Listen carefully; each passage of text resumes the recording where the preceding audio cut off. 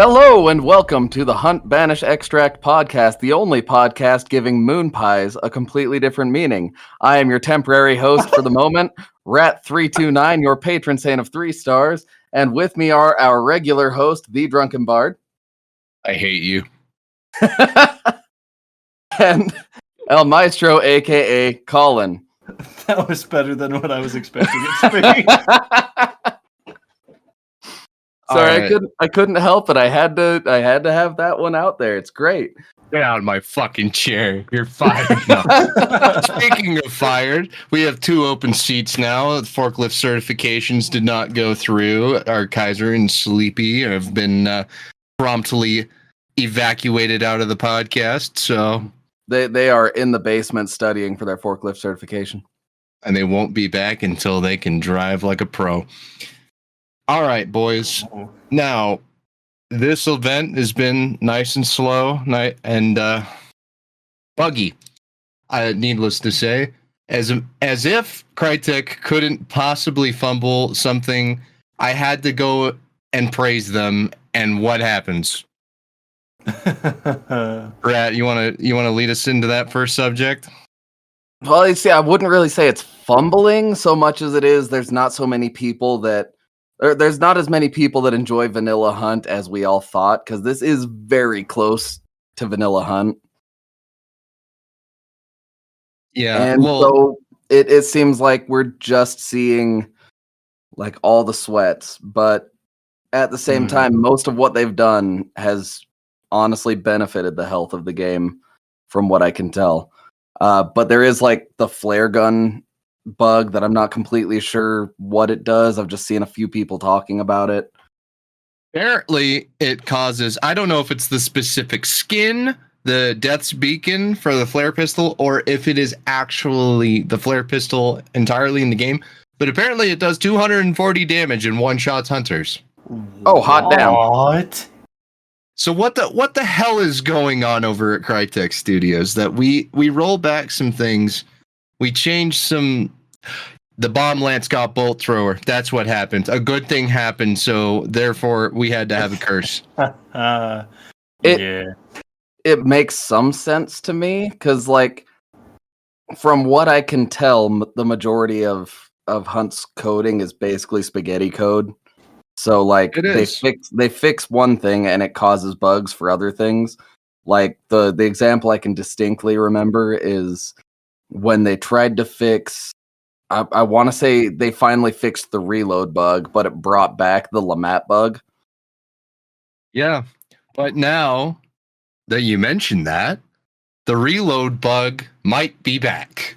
And there's several clips confirming it of people reloading their gun only to have an empty chamber. Yep, that's what happened. I haven't played much this event, and that's already been happening to me. That is, oh god. It hasn't happened to me even once. I'm surprised. Well, you know what it is? It's that whole deja vu that comes slapping like a fast hand to the face. That's what this whole event feels like, because not only did it feel like some of the old events in some ways, the bugs came right back with them. Thanks for gracing us with your presence, I guess. The nostalgia was too much. They knew we would miss it, and so they had to fuck us in the ass. But that's okay. I mean, if there's one thing that I'm hoping happens, it's that they change one thing and suddenly the Scrapbeak event comes back so I can get my fucking bomb lance. If we could be that wishful thinking kind of thing right now, because, well, actually, with that video that you had even posted and I had seen, there are changes going on in the EU right now with added currencies to video games that is causing a lot of laws to change. So we might even see a change to blood bonds, especially since Crytek and Hunt Showdown is made in Germany. So we might actually get a direct effect. With how that law works, we might not see a change in how blood bonds work. We might just all that they might add is just real world equivalent to what a blood bond costs. From what I can tell, part of it is that you can't buy more currency than what you're trying to buy costs. So it'll change like buying blood bonds because you'll be buying the exact amount that you need, so you don't have left over. Oh, That would Because be that's interesting. part that of would those be. changes. It's supposed to be like say the battle pass costs $10. Right now you can only buy like a $12 worth of blood bonds because they've got the whole 1,000 plus 200 or whatever. Yeah. So now it'll make it so that rather than having those packs, you'll be buying the exact amount that you need for whatever. So if you have left over, you'll only be buying the amount to make it meet that amount. I suppose that makes sense. Okay. Well, on a lighter note, before we dive right back in, gentlemen, what have we been taking? Not the Obrez match. Me Yeah, neither. fuck that gun. And I've been taking just about everything. I've kind of been playing with a lot of stuff. I've been taking a lot of 1865 carbine. I hate that fucking gun, but I need to get that weekly done. I already had the worst fucking luck with that gun. I swear to God, if I have to touch that gun in the next 2 weeks, I'm gonna have a fit because I never want to see it again. I will say though, it seems somebody at Crytek listens to us because I said we can make the slowest gun ever by taking a silenced carbine and subsonic ammo, and the next update they added subsonic 1865 carbine ammo. And somehow it's faster than FMJ. Which, oh my God. I understood that the bullet velocity was going to be ridiculously slow, but it is so ridiculous. I at least like the way that the silencer looks. I think it was a really, really cool addition with the iron sights because it's sort of like the Avto, but less ass. So it's actually kind of quirky the way it looks. I love it. Oh yeah, the little ring sight's awesome, but I take back everything I've ever said about the Martini. You can now actually outrun the 1865 silenced ammo, and you could probably throw it faster. At this rate, yeah. I mean, most of the bows probably shoot faster than that fucking thing. Not actually, but God, it feels like it. Yeah. Well, what are you taking, Colin? I prestiged pretty early into this, so right now I'm mostly just taking free loadouts and hunters because the matches have been ass. Damn. I'm on my second prestige of this event.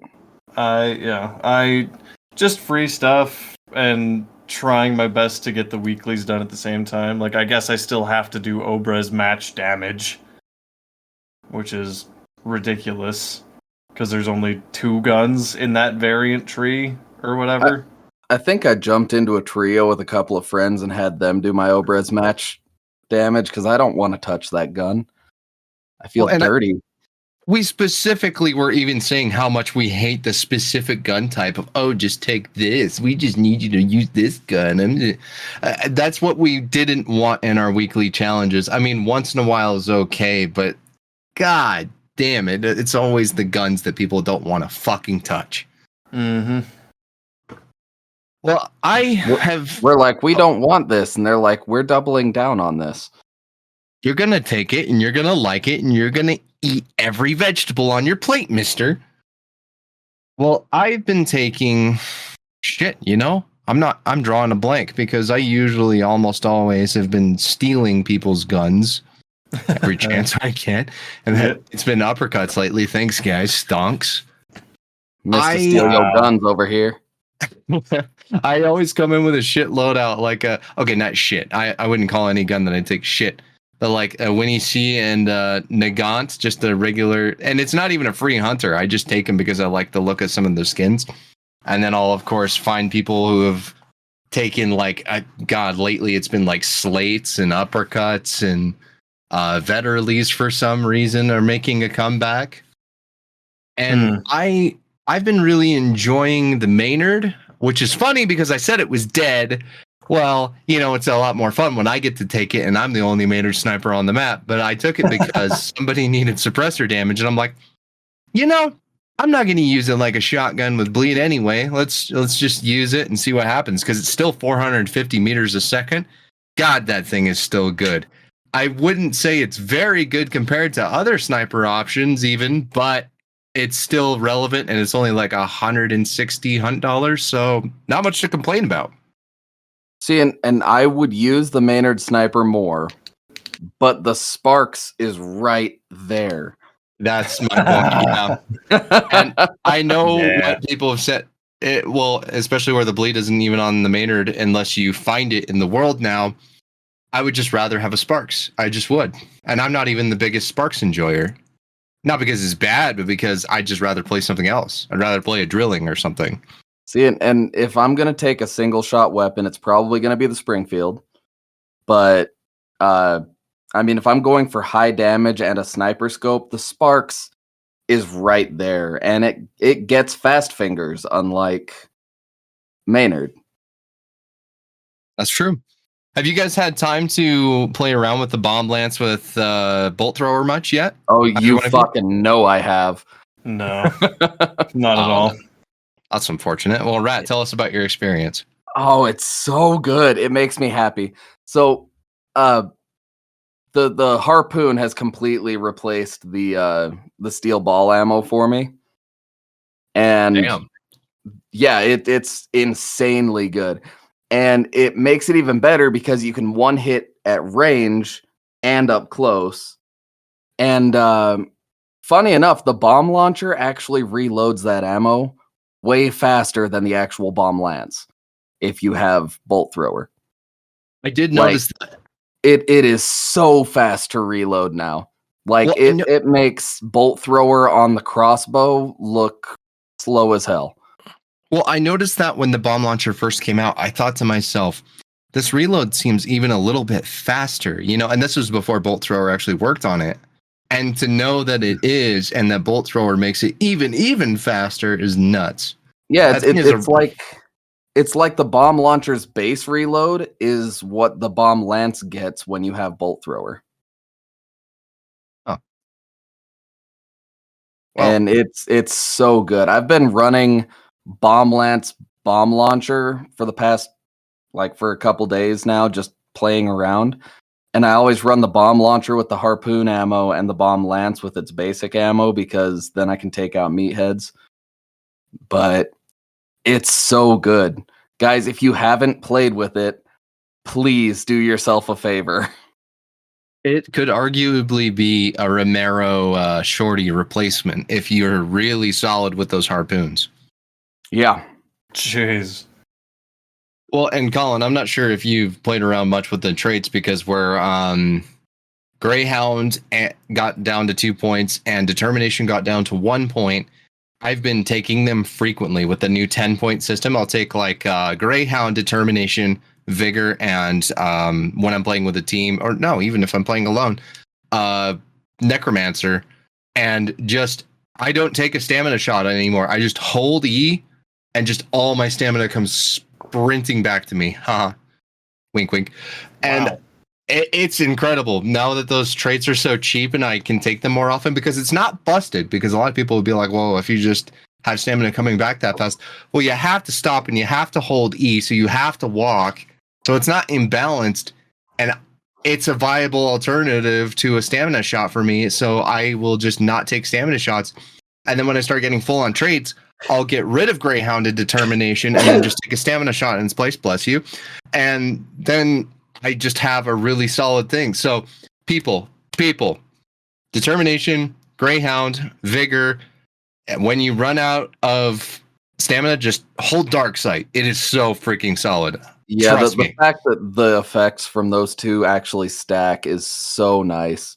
It is. And since sprinting is longer with Greyhound, since it also increases your sprinting stamina again, you could just run forever. The one that I've been using a lot is Greyhound and Conduit. Oh yeah, and it's even better solo now. It's nuts solo. Yeah, and if you go Greyhound Conduit and then you have Vigor and Determination for like after you get the bounty, you just zoom across the map. Huh. What have you been trying to aim for? Because like with the event traits, Colin, you missed last week. Like which one were you trying to grab every time in the map? Because there was Gunrunner and Blademancer and Corpseer. I didn't grab any of those. You just straight up ignored him and just focused on fights? Yeah. Well, shit, man. I'm now that I'm thinking of, like I don't think I've paid enough attention to notice that those are in the game. Just sort of knocking out weeklies and coming back, huh? Yeah, that's really it. This event feels a lot more tedious than the other ones have been. So I feel like I'm just trying to get through the weeklies right now. Damn, man. Yeah. The boy's been busy. Give him a break. It's okay. Yeah. All right. Yeah. I mean, I've been trying to find Gunrunner a lot because it's been fun. You know, having Alpha Hunt's version of Quartermaster. Oh, yeah. Well, I call it overpowered because it is, but every time I have taken that trait, I don't take Mosin Crown like some fucking dweeb, dude. I'm like, okay, I'm going to take because I did Springfield and Slate. The Slate was stolen. It was stolen. But I would do something like, I don't know, Martini and fucking Crossbow, just something weird, you know? I mean, I had Sway and them laughing at me yesterday because I got Gunrunner, and my first thought was I'm taking 2 Lamac carbines, and I ran a while ago. I think it was about a week ago. I ran 2 Lamac carbines, but one of them was a marksman, and I kept slugs in the marksman because the lack of drop on slugs right now with the marksman makes it the only shotgun that's also a sniper. You know what would be a filthy addition, and I just thought about it because it's my personal favorite gun? The drilling Deadeye. Not marksman, not sniper. That would be way too fucking good. A Deadeye. That would be interesting. Huh. Give me a drilling aperture. Ooh, fuck, that's actually like fire. That. Yeah. Oh yeah, drilling aperture. This guy's onto something. Because like it gets to about marksman, like between marksman and Deadeye distance, and you can toggle it to get your dead or your iron sights back. Oh, it's basically a piss poor nitro. So yeah. Speaking of, I actually willed into existence Death Cheat and a nitro in one round. Oh my gosh. we were running across a field, and I was like, man, let's go over to this supply point. Maybe it'll have Death Cheat. And then I look at a tree, and there's a trait there next to the tree, and I run over. I'm like, holy shit, it's Death Cheat. And I pick it up, and then they're like, can somebody get me a nitro too? I was like, okay, let's go over to this supply point. Maybe there'll be a nitro. And the team that comes up behind us has a nitro. Oh, God damn. The odds. The absolute odds. It was amazing. That's fucking crazy, man. Well, gentlemen, we've got to get into something that we let back up, like, you know, kind of like a mailbox just gets way too full of mail. Our suggestion box got so clogged, and everybody treats it like a chat point, so we had to sift through all the fucking dirt to even get to the goal. Mail time, mail time, mail time, mail time. We'll finally get to some of these goddamn suggestion boxes. Sorry, guys, we didn't ignore it. We just ignored it until now. All right. So I'll open up with Kit said, with revive bolts becoming scarce. Thank God they didn't become scarce.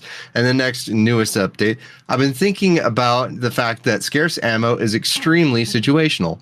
With that in mind, what do you guys think of adding a slot for picking up scarce ammo in the world to bring with you on extract? The ammo must be looted from the world, not other players. You can only take 1 per game. The amount of guns that are getting scarce ammo, while fairly small just now, seem to be increasing.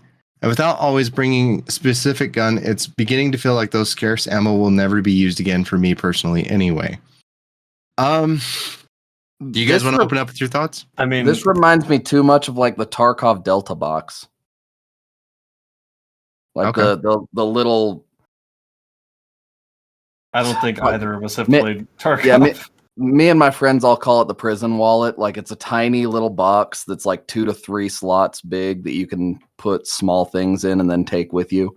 And when you die, it doesn't get lost in the world.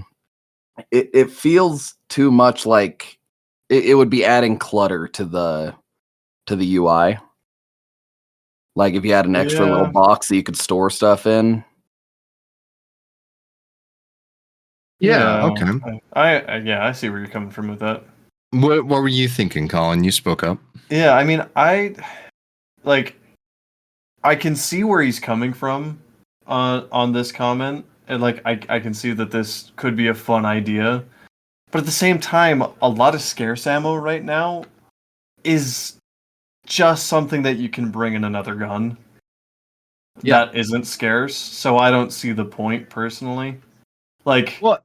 if you can't bring Dum Dum on the Scotfield or whatever, you can just bring it on a Springfield instead. Well, it's funny And- that you say it's Scotfield because that one got it back. Did it really? It did. So, He's been missing. It's okay. I've been MIA. I'm sorry. But So yeah, I think part of the reason that I don't particularly like the idea is because the ammo, like, it'll lead to people hoarding that ammo, and it's also all the ammo that they were basically putting into the scarce pool because that was what was changing the meta. It was like too often taken because it was too good to not take. and I So- see the point. Oh, go ahead. So yeah, it just feels like if you could take it out of the match without it being in a specific gun, like it takes away from the whole like whatever you're taking with you is a choice, which is a big thing that like every decision you make is a choice. You're going to lose one thing to gain something else. And Yeah. if you can store the scarce ammo that you found and take it with you when you leave, that takes away that whole I'm losing something to gain something else. And let's say you could only take it for the match. Well, the people that infinitely hoard hunt dollars are not going to have an issue having a Dulce bleed brought into the match anymore. Yeah, I don't like it because, especially if you get to choose which kind, like even Spitzer, for God's sake, even though all of the guns can have it at all times, and let's say that the box is cheaper than just equipping it. No way. No, I don't like that because it opens up exactly what we're talking about. You know, we bring back the Maynard bleed, the dreaded Maynard bleed that we were just talking about. And I don't mean like the sometimes, like where you run into it and you're like, oh God, that guy actually found some bleed ammo, but you're going to run into it a lot more. It introduces a really toxic feature back into Hunt that they got rid of on purpose. It's fine when you really found it and earned it, but yeah, no, these ammo types were removed for a reason. I like having variety, don't get me wrong, but there's a reason that these things get stripped of it. And that's not even bringing up that like if you do find a player that you killed and you take their, say, drilling dum-dum, or I'm trying to think of a gun, like say they had a Maynard and they found dum-dum ammo. If you take that gun from them, you can still extract with it and then remove that ammo type off of the gun. It'll stay stored in your inventory or in your armory for the next time you want to take a Maynard. Oh, absolutely. Colin, any final thoughts on that? No. Okay. All right. Sway also is following up on Kit's thought. And he says, would a rotation of ammo be a good thing for the game's health? What new ammo types could Hunt bring to the table to keep it from getting stale? What are your personal favorite ammo types to run? I love that part. Does anybody want to open up? I think it could be fun for the rotation of ammo availability, because like that would give a reason to try and take those guns and keep them in your inventory. It would lead into what Kit was wanting to do, because like if they're like, well, this week you can find dum-dum more often than other scarce ammos, then you can go in and like store it in your thing, but you can only keep 1 or 2 stacks. if it's contraband. I would even like if they had like an exclusive to say Bounty Clash where the Winnie C or even like the chain pistol could have explosive. Yeah, it's absurd and dumb. Yeah. But if it's like a weekend thing, or I know that would be a lot to code. I'm sorry. I'm not trying to wish too much on Crytek right now, even though they're fucking the load gauge is fucking max on them. But it's something like that might be fascinating, even though it's not balanced, even though it's not necessarily something that would stay. It would be cool to experience, especially in the quote unquote party game mode, you know? Could you imagine like when you're in the loadout, if you click the Bounty Clash tab and you were going to like, you could only equip these things when you're going into Bounty Clash, but all of the ammo types that have ever been in the game are available For everything? Holy shit. Yeah, because now you can have the revive bolt back, like really make Bounty Clash as chaotic as possible. Which we will get to. There's something about that, but yes. And then what do you think about rotating ammo types, Colin? Well, yeah, I mean, I think that would be a fun idea. I'm not sure. I'm not sure what else to say about that. You guys have pretty much covered it.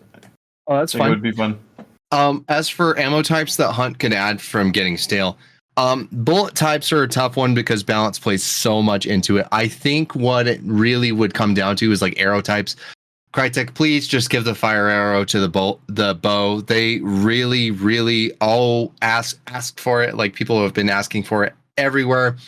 Give it to everybody. That would be fun and not too bad. It might even be good for lighting bodies. You could even balance it by making the arrow actually burn up on impact. Yeah, exactly. Really? So you can't recover your arrow. Yeah, and also, you know, like the gimmicky weapons like Bomb Lance. We'll get to it because I kind of want to strangle some of you motherfuckers.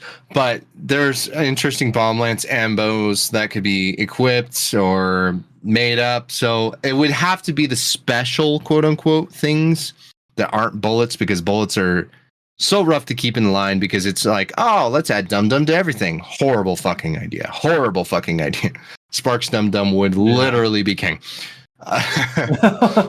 Jeez, yeah. Sparks Dum Dum would do exactly what everybody thought that Incendiary Sparks was going to do. Oh yeah. But as for bullet types that we love to run, who wants to start? Fire and FMJ. Wow. Not what I would have expected. Listen, if you take a Sparks and you have fire and FMJ rounds, you can lead with fire, have your target run behind cover, and since they're on fire, you can switch to FMJ, see them through the wall, and pen them. See, and I love the thought of that because I've never actually run the Incendiary on the Sparks. It's so good, dude. I always used to run Poison and FMJ, and I'd have Poison Sight or Poison Sense. And then I'd poison them, use the Dark Sight to see where they were hiding, and then shoot the wall. Oh, yeah. But I never thought about using the glow from the fire. That's genius. Yeah. Did I just say that's fire like a fucking Gen Zer? Holy shit. Let's. What are you taking, Rap? Dude, I love Penny Shot. It is my favorite ammo type. Just from the thought of somebody being like, I hate this guy so much, I'm going to put my life savings into this ammo. But like Penny Shot on the Terminus with levering is my favorite gun ever. Like, you are rare to hit the shot because of how bad the spread is, but you melt bosses, and it leads into being like, you know, just it leads into some of the best like I just killed you quotes ever. For like, I just gave him the money shot. Shit like that is hilarious to me. It's I can't explain it. The spread of Penny Shot is different from Buckshot, and when that Penny Shot comes together, like it's infinitely stronger than Buckshot, and for some reason it kills from stupid ass ranges. It just feels so good. And Yeah. that's funny because that's the exact opposite experience that I've had because it always gives me the wider spread, so you hit with less pellets. It never seems to be in a group. And I don't know why it just feels so satisfying to get a kill and then hear pennies hitting the ground all over the place. But Oh, it's yeah. one of the most satisfying feelings, even with the penny shot Derringer. But then it also like has the utility of you can kill immolators with it without them exploding. You can one-shot doors with it. It melts bosses. It is my favorite ammo type ever, and I rarely use it because the guns that have it aren't really my favorite guns to run.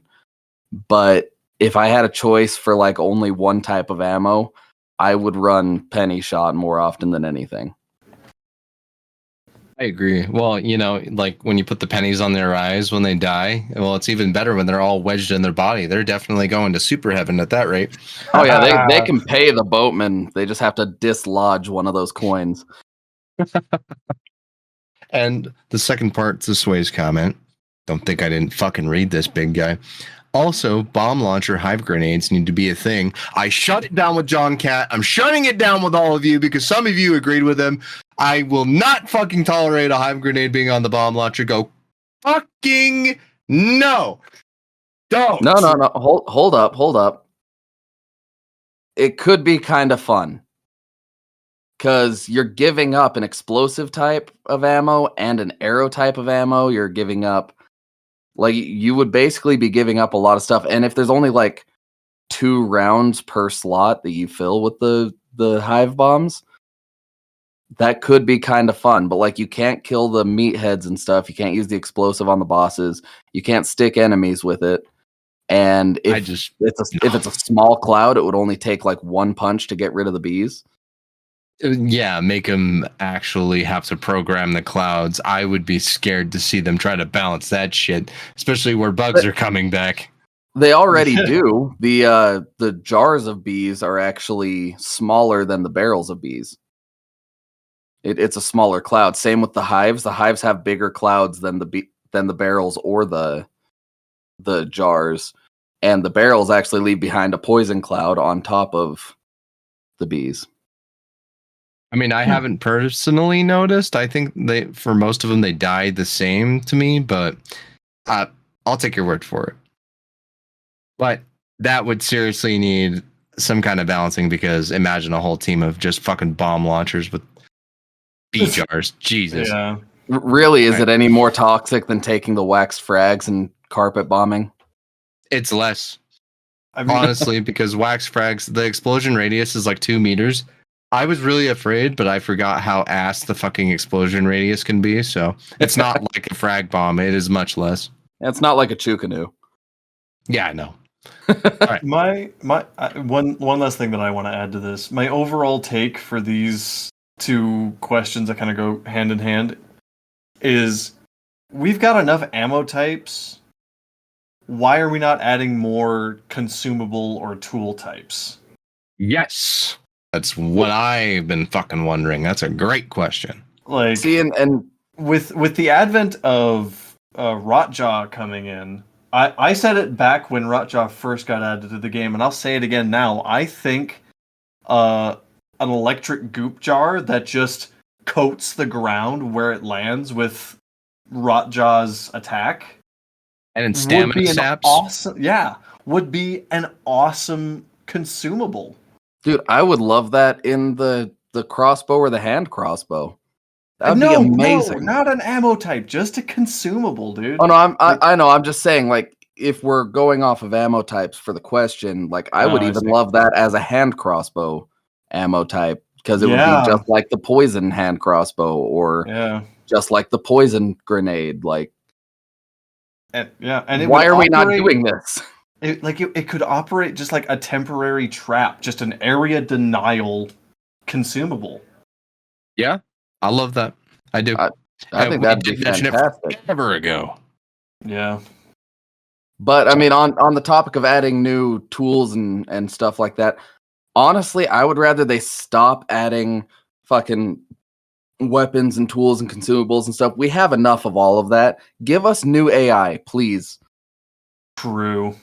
I would much rather they said during this event, we're adding this new AI that's going to be permanent. It's not going to be just gone after this event is done, like the clowns were, or like the bear was. We're adding a new permanent AI. This is what it does, and we'll give extra event points for killing them during this, just like they did with Scrapbeak. Because during this whole Scrapbeak thing, if you killed flocks of crows, then it would give you event points. If you killed Scrapbeak, it would give you event points. I want more AI. Yeah. Fair enough. And I think eventually we'll get something cooked up, but I do agree. But moving on. So, Kit, trait system idea. Traits that are tiered, instead of requiring multiple trait slots for them, they require more points put them in, and they Put in them.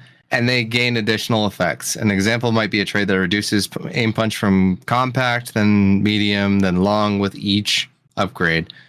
I do like that. Less aim punch is a no-no. I think that aim punch is that's very much part of the balance of the game. I absolutely disagree with that. But I like the concept of what he's saying. Absolutely. Yeah. But, I think it would lead too easily into immunity traits where there's like Mithridatist, it's like it reduces the time by this much, then you're completely immune. Salve skin, it reduces burn by this much, then you're completely immune. I agree. Or there would be something that's like it reduces the time you're coughing in choke clouds, then it reduces it more, then you're completely immune to choke clouds. I mean, it would take away a lot of the area denial options you have as a defender. Unless they take more of a FromSoft approach with it, and like the maximum amount of reduction on these types of things is like 15%. Well, and even further, and adding to what Colin's saying is like maybe instead it just gives other soft benefits like Gator Legs lets you run faster through water, but it also lets you run a little bit faster through Concertina. And then the second or third thing is like you make I don't know, less noise sprinting in water, or just something simple that doesn't go too hard. Yeah. Like no damage immunities, that kind of thing. Like it works with what Salve Skin and Bloodless are. Like they reduce pretty significantly how much damage you take from those things, but like those ones shouldn't be tiered. It should be more of the utilitarian ones. They could do it tiered in a way that like makes the top tier what it does right now, where like with Bloodless, right now you only don't go beyond light bleed. But if it was tiered, it would be like you can't go past medium bleed, then you can't go past light bleed, and only have those two tiers.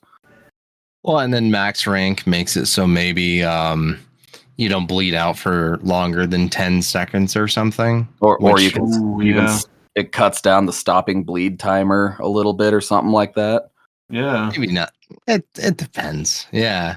There's healthy ways to do it. That is an interesting thing. I do like a tiered trait, but God, knowing Crytek, they would not put an appropriate trait for it, and they'd fuck it up on first try. So, and we already saw what they did with Devil's Moon.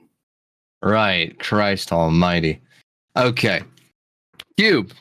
Okay, hear me out. A new trap that is basically a snare trap made from basic rope that needs to be placed inside a compound somewhere with a floor and ceiling. Does 0 damage, but hangs the hunter who steps in it upside down by the ankle. No. The hunter that can then choose to stay upside down and fight with inverted aim, or hold F to untie themselves, which would make the same, or take the same amount of time as stopping medium bleed or something. It would definitely be annoying to die, but imagine getting stuck in one, but then hitting 1 or 2 headshots with your pistol while hanging upside down. It would make for interesting clips and is definitely fitting for the time period. With assuming Crytek doesn't make you fall through the fucking map when you get. I was gonna say. Absolutely, I could see this being, because it could even have like an audible sound, so you know you're about to go upside down. So that way it's not too unfair. You're prepared to hang upside down, but you'd still be an easy target. But then if you get downed while hanging, is it going to cause a whole fucking slew of problems? Like I'm thinking about this from a technical perspective. Yeah. Because it would be great. It would. See, and I'm thinking about it from like a gameplay perspective. A lot of the things that you're always told when you start playing is to never stop moving. And that takes away your ability to move side to side to keep them from headshotting you. Like it would. I feel like it would be too powerful unless you were able to like swing yourself back and forth, and then they'd have to hit your head while you're swinging. But I don't know. Now I think a healthier way to do that would be if they added like a bola trap, like you know, you've got those boluses that you can throw at people. Yeah. But have those be on a trip wire so that when it goes off, it throws you to the ground like a spider tackle. And then it slows your movement for a minute until you press and hold F or something like that. Okay. And Like then Colin would... I think that would be the healthier way to go about that specific trap.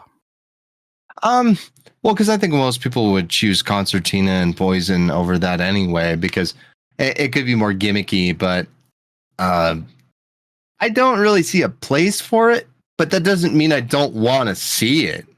Now, if there was, say, in the map itself, a settable trap, like you can find a rope and then find one of a few selected trees that can do it, absolutely. World traps that made a little more gimmicky sense, and you knew where to look and they knew where to place. That could work. Now the inverted aim thing I would love to see as like a disoriented status effect. That could be good. Yeah, like potential. I think that could be a lot of fun, especially if like it would add a reason to take blunt items, or like if they added a blunt-headed arrow or a blunt-headed crossbow bolt. And you hit somebody with it, it would cause that disorientation, so your aim goes inverted because you're dizzy. I think that'd be awesome. Yeah. And then, do you have anything to add, Colin? I don't like the sound of this.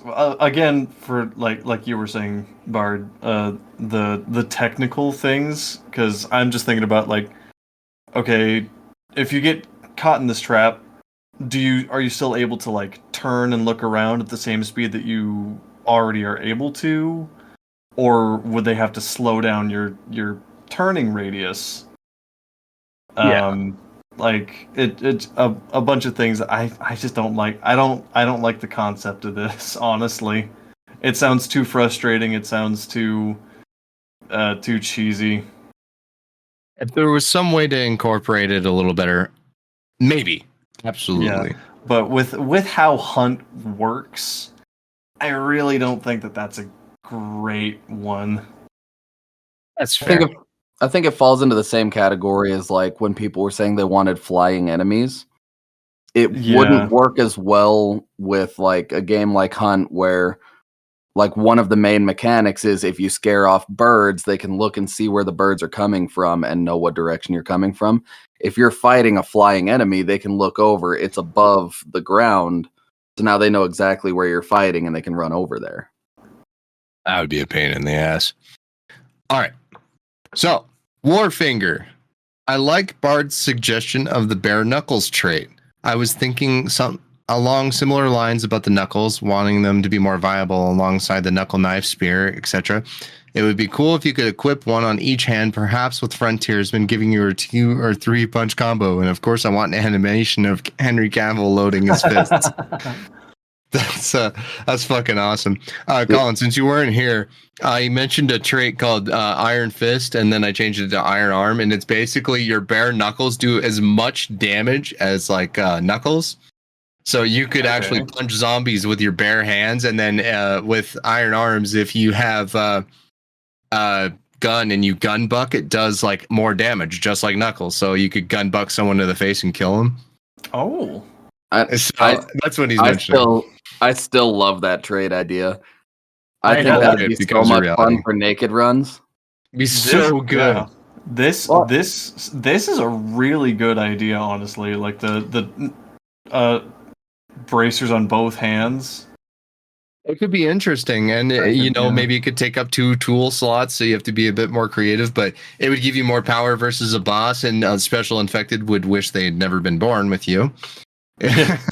Well, it makes it even better because, like, by lore, every time hunters would come out of the dead zone, every time they came back with a bounty or whatever, they would mutate, which is what the traits are. They're mutations that your hunters gained. So, like, less.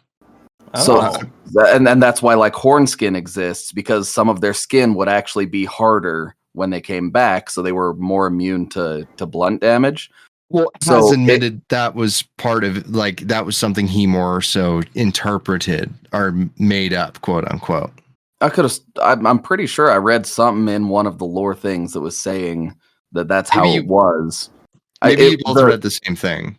Yeah, maybe, but from what I understand, as far as lore goes, like, the hunters would come back and they would be changed by the corruption or by the corrupted zone.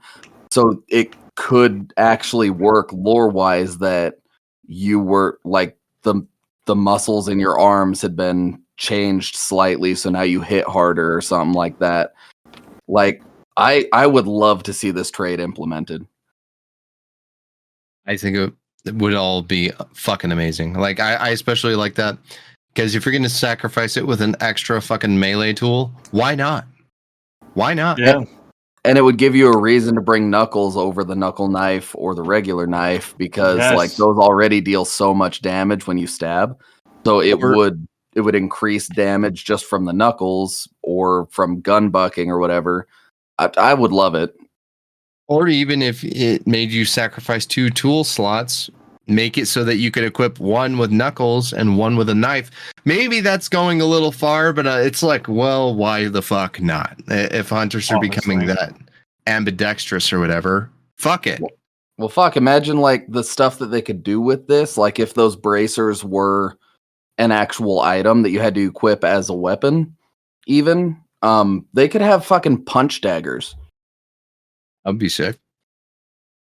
Like, I still want a knuckle skin with the little triangles at the ends of the knuckles. That'd be sick. Oh yeah, that would be great. But, I want this to happen so badly. All right, Kit. On the whole new trade idea thing, I've got one. Keep in mind, this is still all the suggestion box. Sorry, we haven't gotten to the comments. Good Lord. But no, we love you guys so much. We really do. Name, half sight. Or he said, on the whole new trait idea thing, I've got one. Half sight allows you to pull up dark sight with a single hand and have your pistol ready in the other to hip fire. Okay, where it's hip fire, that's fine. Balancing any dark sight seconds can be used like this, but the image of other hunters you receive is shakier due to less control of your dark sight, so much more vague where people are. Likewise with things like pain sense and blast sense, yes, you can see your targets, but they are more vague in terms of position. Another trait idea would be one that allows you to holster a single pistol when dual wielding, so you can swap between 1 or 2. Absolutely not to the dual wielding pistols. It's a dedication, and I like it that way. Yeah. Your first trait, that's an incredible idea. I do like that, especially if it's limited to pistols. Yeah, I like that. Yeah.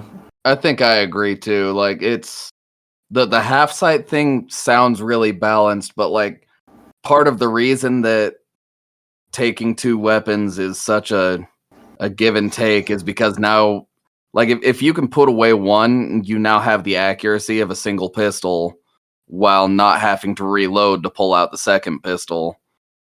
And I don't know, it feels like it removes that give and take that's so crucial to the gameplay loop. Yeah. It's incredible, but I think it would make dualies arguably better than most shotgun secondaries for most situations.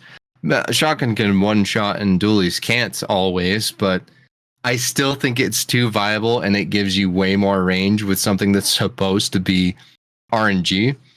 I like the idea, I just can't see it being healthy. That's the problem.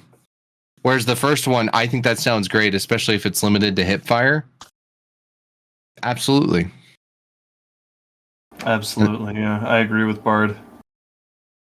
It's an incredible idea. You have amazing ideas, Kit. It's just I think some people have incredible ideas.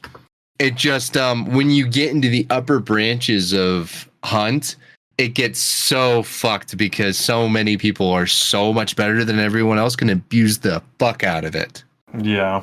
It goes back into like why they changed quick swap back in the day. Yes. Because quick swap used to be like the Winchetti, I think, was one of the big loadouts back then. It was like everybody was taking the Winnie or the Frontier or Ranger for the people who came in recently, and they would take a machete because you could quick swap so quickly that it was insane, and they had to change that because of it. Which is a fucking shame. Yeah. And we're talking old. Yeah, this was back in like beta that they changed it, or like shortly after release. Oh yeah. All right. Kooky. Heard Psycho Ghost just say this on a recent video. Legendary skins for fire bombs to be a different color would be nice, like green or purple. Yes. Holy shit, I'm so sick of boring red. They did it with the alert mines, and that's why I only take one type of alert mines. And they did it with the fusies, but the only fusie that's a different color is one you can buy at a DLC Hunter, and flare pistols don't have different colors. Come on! Why are we not implementing more colors? What the hell? Are we lame or what? I agree. There needs to be an overhaul in the design of legendary skins. I love my green alert mines. Well, and plus the fucking fire bombs, it's proven you add this dust of chemical into a fire and it will burn green. Like it just makes sense. People know this. Come on. Let's make our fires weird. It's great. I love it. Can you imagine a hellfire bomb and it just goes bright blue? That'd be sick. That would be sick. On top of that, isn't it a very common trope that anybody doing magic tends to use like different colored, or they change the color of their fire with some dust or whatever while they're trying to cast some ritual? Yeah, you can throw like phosphorus powder, magnesium powder. Yeah, it's like, and it changes the color. Yeah, it's a very common trope in like movies or cartoons or anything like that, where like anybody doing occult shit will like throw something into the fire and it changes green suddenly. Like, I would love that. That would be so sick. I would love that so much. So yes, more ideas like that. Rat, you need to pull up our poll and audience comments while we're sitting way here. ahead of you, brother. Perfect. Oh, he's ready. I am already got it open. Let's go. All right, so the comments to our last one. Sorry, I just inhaled spit. Oh goddamn! Are you sure you don't want to do the poll first? You good? The poll. Yeah, I'll do the poll right after this because the poll surprised me. So, as far as comments for our last episode, Cube says, I've been really curious to ask you all your hypothetical ideal ending to the story/lore to this game. Sometimes I play with the thought that the sculptor legitimately takes over everyone and everything and that's it, but I know that would piss a lot of people off. On the other hand, if the hunters defeat the sculptor, it may be kind of corny and typical. In your opinion, how could Crytek create an end game to the lore that would please fans, and what would you like to see? I would love to hear Colin's answer. Well, coming from from my perspective, I don't really know that much about the lore, but you know, I've gathered enough to know, you know, the sculptor's role and what the hunter's goals are. I think a normal, non-typical ending to the story could be like, the sculptor gets so carried away with everything, making too many different creatures that it just overpowers him. And he gets destroyed by his own creations, and then it all just fizzles out naturally. Like there's no winner or loser, it just all returns to normal after a while since he's destroyed by his own by his own creations. That's interesting, actually. It makes me wonder how he could create something more powerful than him. But I'm not discounting it. It's like No, that's super interesting. Again, like I said, I don't know that much about the lore. That's fair. Since I think Rat will have a more interesting answer than me, I want the fucking world to burn. So you're like, I don't like typical win and typical lose. Well, I want it to be the slow progression of everybody's getting more and more helpless, the cults are getting more and more strong, like the people who follow the sculptor and purposely kill people, and the law is going to lose more and more control. I want a spiral out of control game because the game's going to end eventually anyway. And wouldn't it be such a fucking bang if it was like the sculptor eventually won, he conquered the world, and Hunt eventually gets maps like one that's in Africa, one that's in China. That wishful thinking, but you know, like eventually the whole world slowly collapses and it is consumed by the sculptor. That would be fucking wild. I like the doom and gloom of this world. Because it's not supposed to be a positive story in this game's world. It is literally just as bleak as it gets, you know? Yeah, I mean, it's an apocalypse, so yeah. Exactly. But what do you think, Rat? What's your ideal ending? So I've got a couple of different things that I would like to see. So the first one is just because I really like certain things like this. So if you remember right, or if you ever played the DLC for The Witcher 3, he always seems to have some creative way to banish things. And one of the options that I would love to see is, I don't think that the researcher has died in the lore yet. And I would love to see the researcher come up with a way to make the sculptor banish himself. Like I would love to see some kind of way, kind of like with the Witcher talking to the White, when it says that like no spoon will ever sate its hunger, so he picks up the whole bowl and drinks it. Like that's how he gets that's how he cures the White. Either that, or I would love to see something where it's like, because of the way that the story's been told, it's been told from unreliable narrators. Like, it could be a tall tale, it could be true, it could be not. I'd love to see it be like there's 5 or 6 different endings and you kind of have to interpret it as which one you think is true. Either the sculptor won, and after it did what it came here to do, it kind of just faded into obscurity, because the story currently is told through like newspaper clippings and stuff from the future after this whole thing's been done. So if it was hitting these areas really hard and then it just vanished one day or something like that, would be kind of interesting. Or another one that I think would be really fun is, because of the way that it came into being, it had to do with like a slave ship that like they killed everybody on the ship or something like that, and one of the women on the ship fell off and like cursed the people on the ship.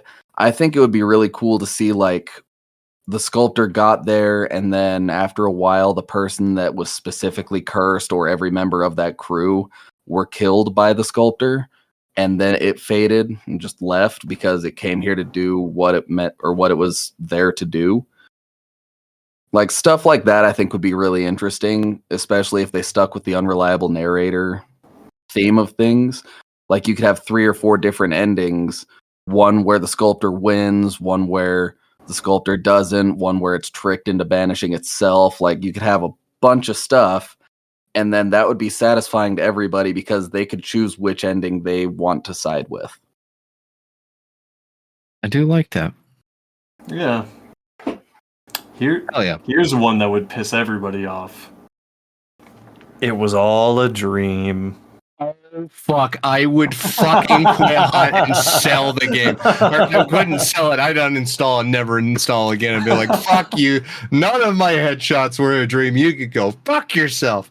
Well, that's part of why I think that the whole unreliable narrator thing would work so well, because you could have a guy be like, yeah, this was all just a story that was written by fucking H.P. Lovecraft or something like that, and it was found in a book or some shit like that. But like, then you could have people be like, no, this was real. Like, I saw it. And like, you could have all these different endings and they never outright say what happened because they've already got so many things that have been changed. Like they retconned the 60-minute time limit that you could be in the dead zone without being corrupted or whatever. And so because of that, you could change tons of things in the story to make it seem like, you know, it could have been all a dream. It could have been a fictional story you read. It could have been like something that the newspapers were doing to have a story, but it wasn't actually happening. Or it was, yeah, like you could have a lot of stuff. And then there's really no way that anybody would be outright angry because there's any number of these endings. And it's kind of up to interpretation, especially if we take like Dark Souls lore into perspective. Like the way that that's all written is perfect because everybody kind of has to figure out what's going on for themselves, and it's how they interpret it. And that's kind of sort of how Hunt's lore has been written since the beginning. That's true. I do like the Dark Souls comparison, but we need to move on to the next comment. Yes, make revive bolts great again in Bounty Clash. This person's name is a series of numbers and letters, and so I can't give them credit for it, but probably just put his social security number, you know. So I'm sad that Kaiser's not here to hear this, but don't worry, we'll tell him. He'll comment about it.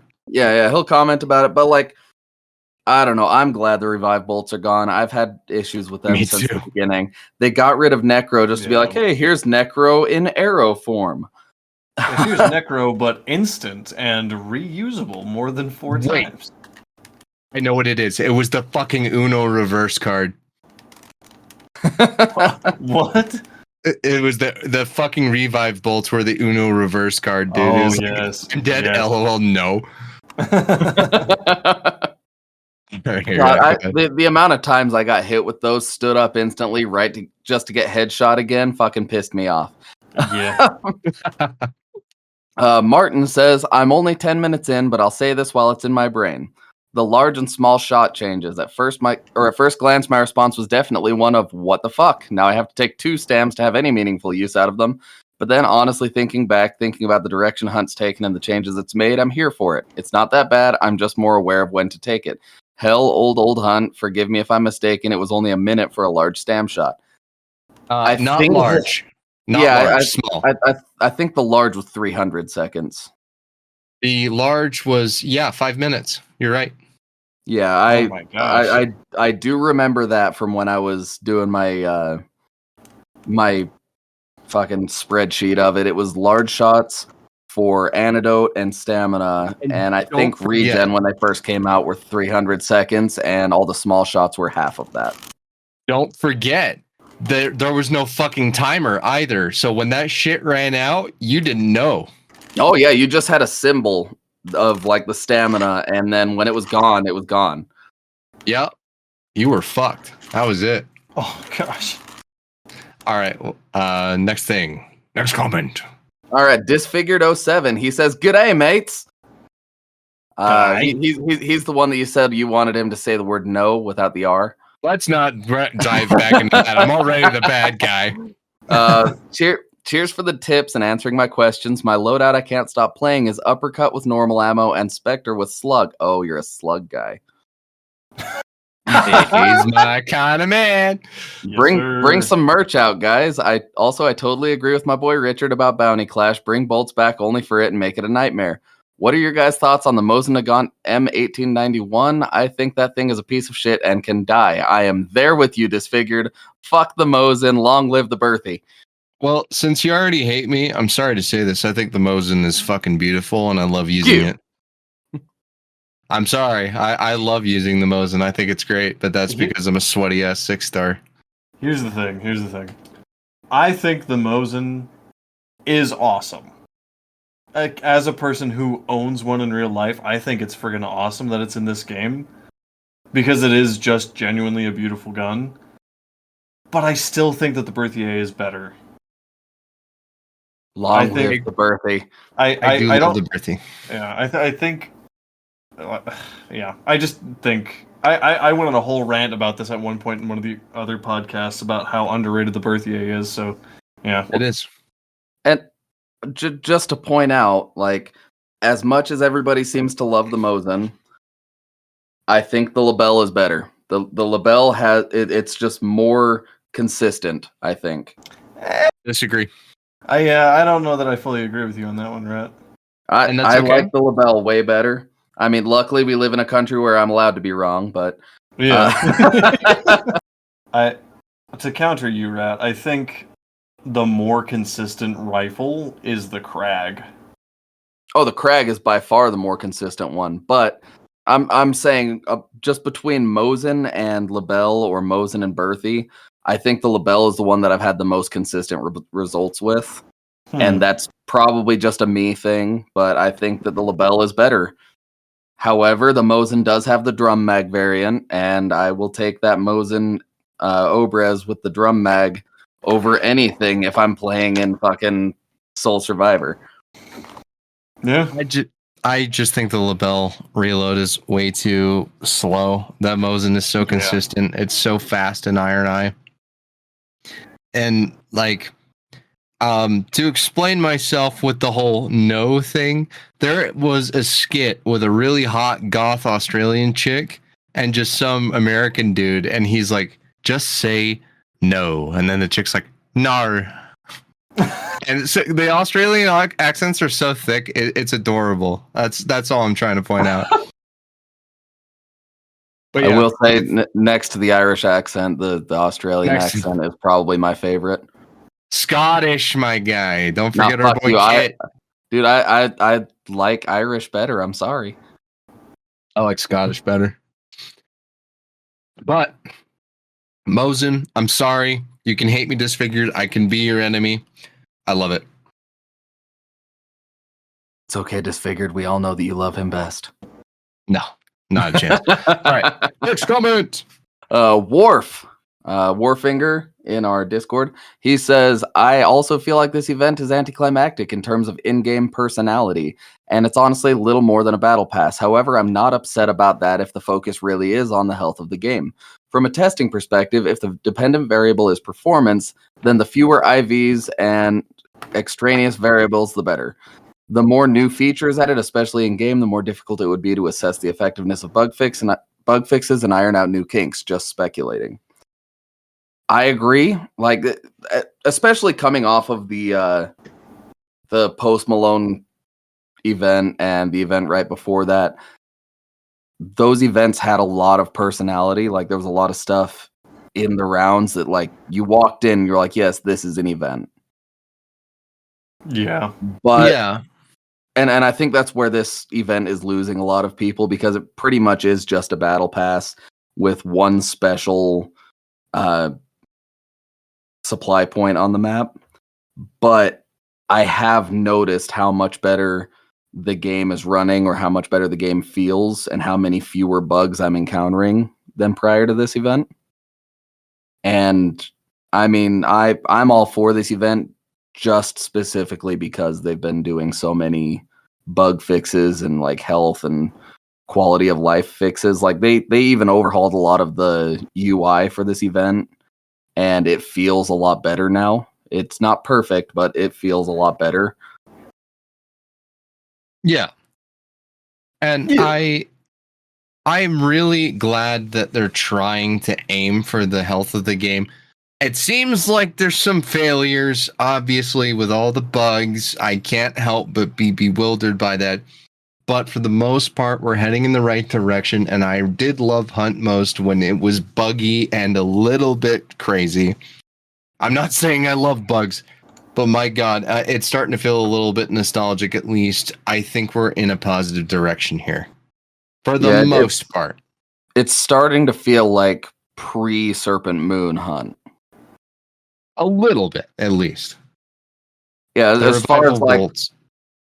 the event just being, you just play the game feels like this, and it continues feeling like this even though there's an event going on. The special traits aren't overpowered whatsoever, so it doesn't feel like that actually changes the game. It feels like pre-Serpent Moon Hunt, because I think Serpent Moon was the first event that they did where they implemented a battle pass. I'm not sure, but Hunt of the Past is coming. So, yeah, absolutely. And then, if there's nothing else on this comment. No, I don't believe so. All right. Aaron, I'm not sure if this is our Aaron, but Aaron says, I don't mind the circus bear gone. It was part of the event and it makes it special. Yeah. Well, absolutely.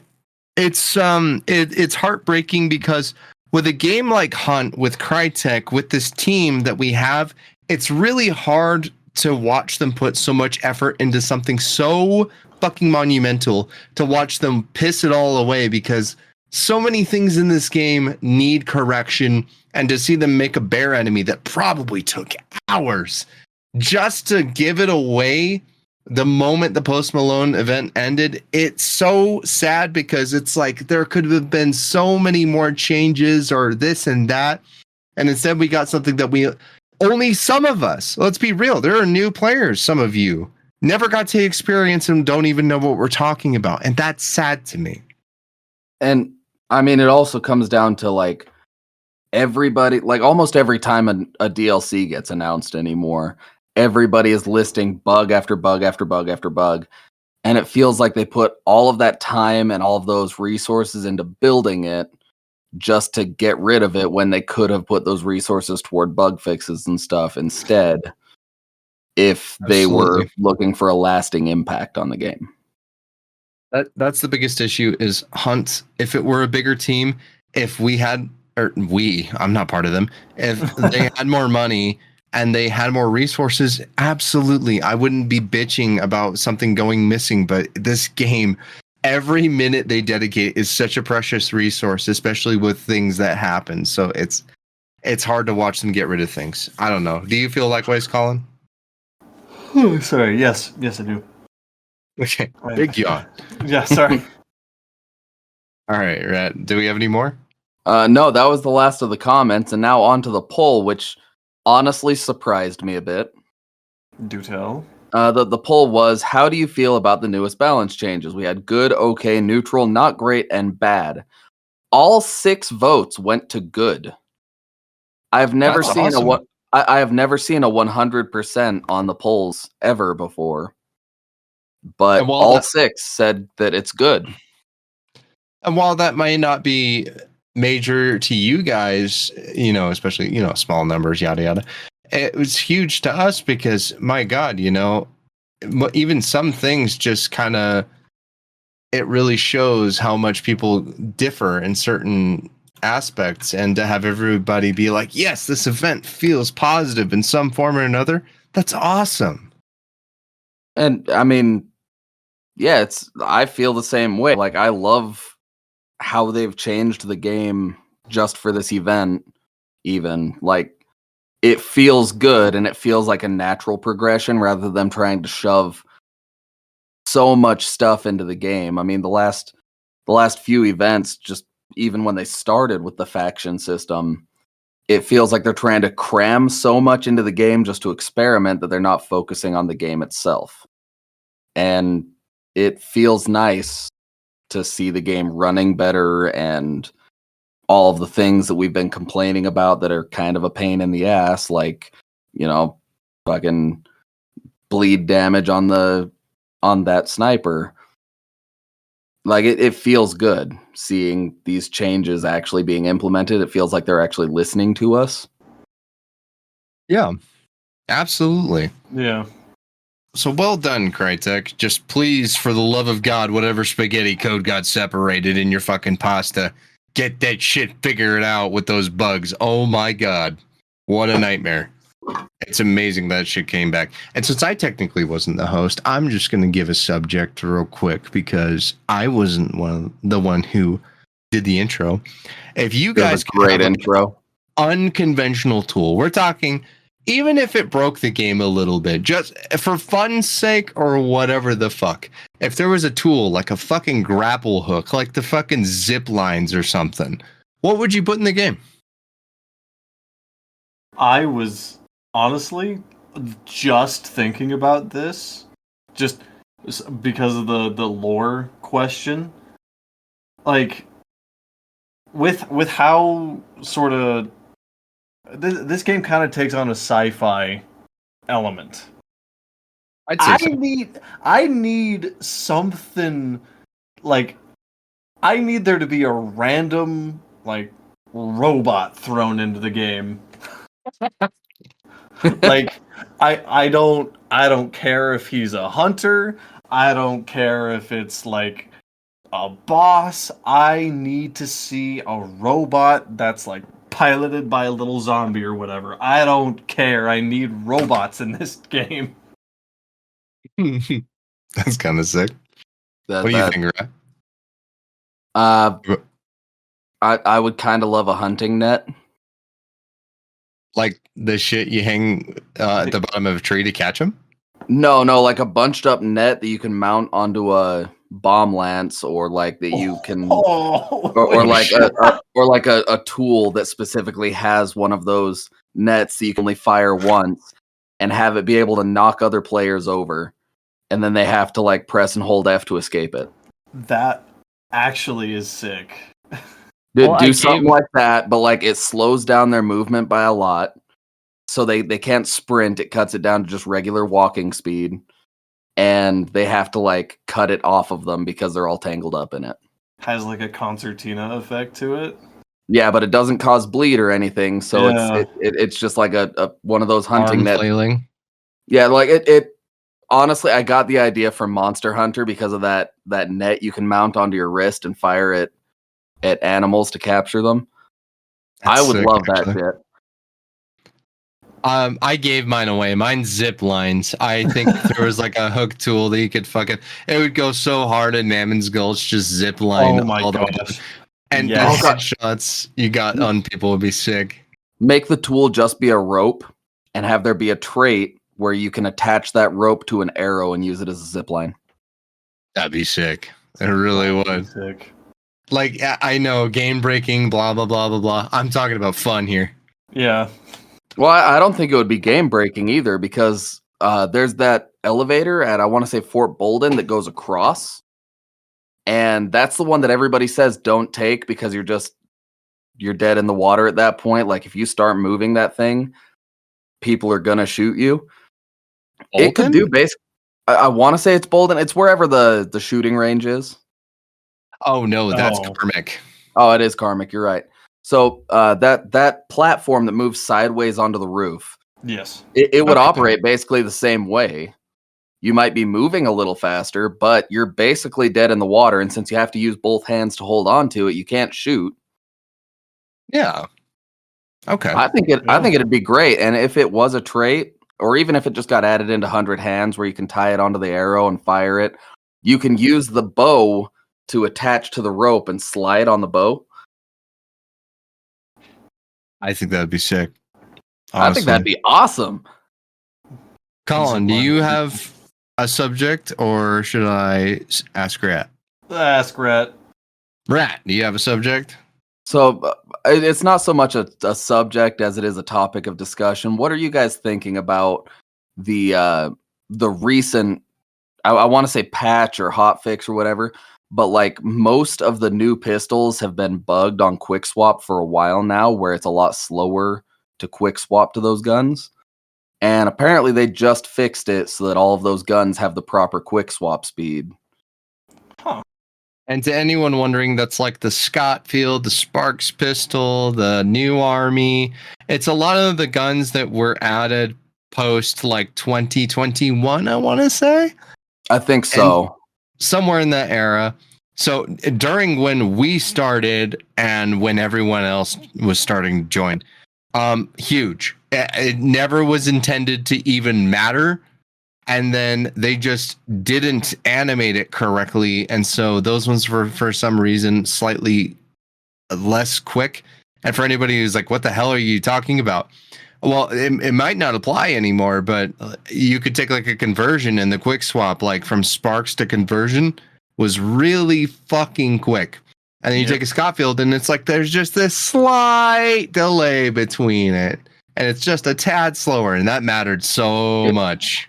If I remember right, on those specific guns, when you pulled them on a quick swap, they'd still spin the cylinder as if it was the first time you pulled it.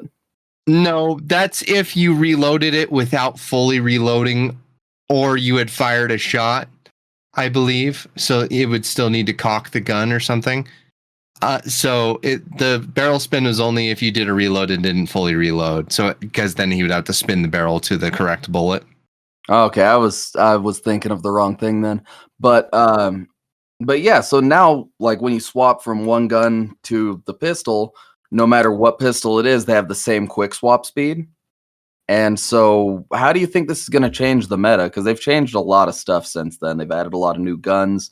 Like, do you think that you'll see more of like the new army and stuff like that? Or do you think that it's just a bad gun? Hot take. Fucking nothing will change because the majority of people will not even notice. But stuff like the new army is absolutely going to be more viable in higher lobbies. Lower lobbies will be like, fuck, I didn't even notice, man. In my opinion. I don't know. I could be wrong. I think I agree. I don't think that's really a hot take. Because, like... quality of life, I guess. Yeah, I mean, if we're looking at, like, the total number of Hunt players... how many actually follow every update or want to know every change? There's probably a lot that won't even realize that that's been a change. No. But Colin, I think that for like the people that do that a lot, I think they're going to be taking like the Scotfield. Like I think the Spitfire was a big one that nobody was taking because of that. I think we're going to see the Spitfire a lot more in higher MMR lobbies. I love that you said that because I was actually going to ask Colin because I know he's a Scotfield believer. I was going to say, don't you think something like Scotfield will stand out more though? I'd need to see for myself. That's fair. Because I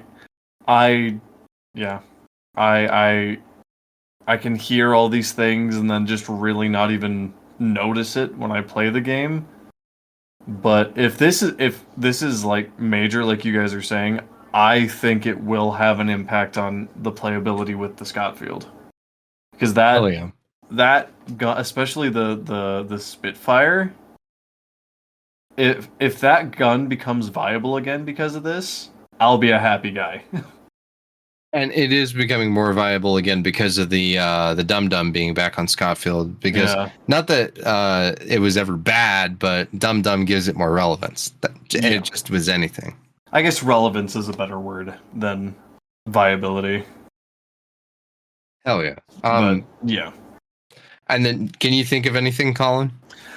I have a short rant. Sure. Hit us.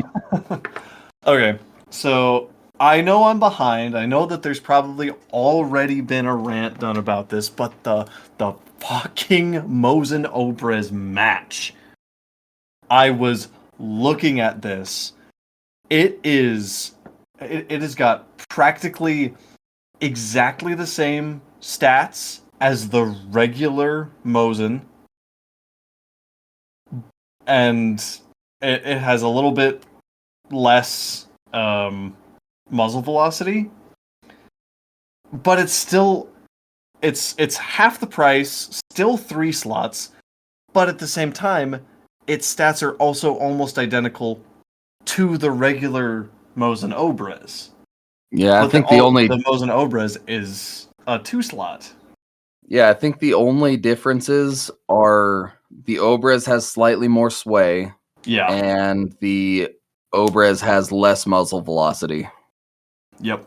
So all in all, like looking at this, I just realized, like, what, like, honestly, with how close it fits to the actual the regular Mosin Obrez, why did they add this? Because the Mosin Obrez is what, 290? Something. Yeah, I think Yeah, Yeah, I that's think that's close. 290. And the Obrez match is 345. If you want a budget Mosin, use the Obrez. Because it's exactly the same. Yeah, And that's there's the big- nothing that sets it apart. It's ununique. Like the only thing that sets it apart from the other Mosins is that it has a marksman scope, which they could have put on the Obrez. Right. You're exactly right. And not only that, the iron sights are different, but it's just Yeah. the Obrez iron sights. But is that a big enough deal? Fuck no, it's not. That is the No. dumbest piece of shit. I am so tired of the lack of ideas that they think that needs to be added for any rhyme or reason. You're absolutely right. I fucking hate that piece of shit. It The, just drives home for me further why they need to focus less on the guns that they've got and trying to make things more budget friendly and beginner friendly and adding more flavor to their consumables and their tool Preach. slots. The Preach, brother. the match is actually exactly why I brought up earlier that I would rather them have used those resources to make new AI instead of Yeah. another new gun. Like, what's the Yeah. point of another new gun if it's no different, save for 2 stats that don't really matter that much? Like, Yeah. the differences between those 2 stats are not enough to make it that different. It would have been so much better use of time and resources to put it into a new AI or a new boss target, or to bring back the rain. For the love of God, Crytek, just give me back the fucking rain. Yeah. I mean, yeah. I encourage anyone that listens to this, go and look and compare the Obrez match to the regular Mosin Nagant, and you'll see that like it does 6 less damage. It has 105 as opposed to 135 drop range. It's just little things that make it just a teensy bit different. Unremarkable, unnecessary. Take it out of my game. I want better consumables rather than this garbage. It's like a filler episode, not even a beach episode of an anime. It's just filler, pointless, doesn't impact anything to the game.